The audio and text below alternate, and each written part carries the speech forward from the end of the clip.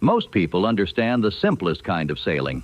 The wind blows from behind, the sail fills like a curtain, and the boat moves forward.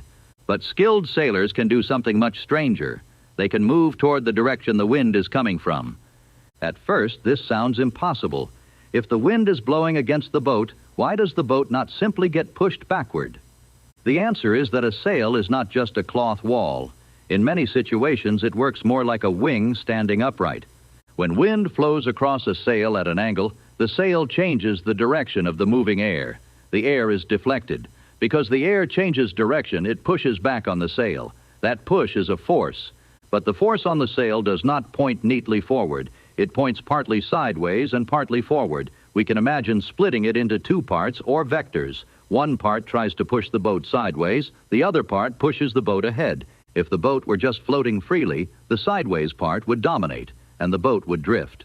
But a sailboat has an underwater structure, a keel, centerboard, or daggerboard.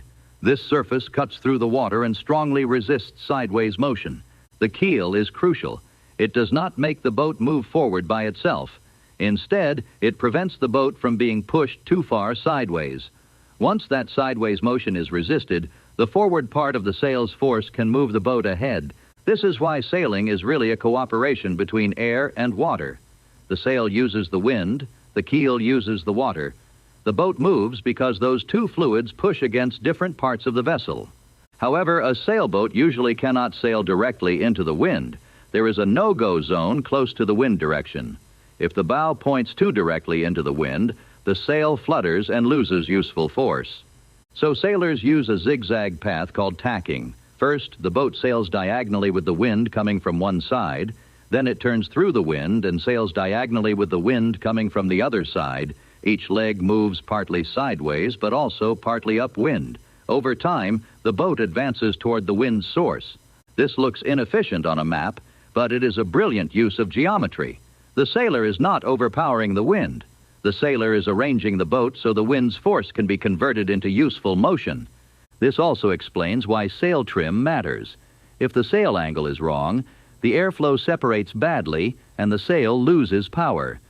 If the boat angle is wrong, the forward component of force becomes too small.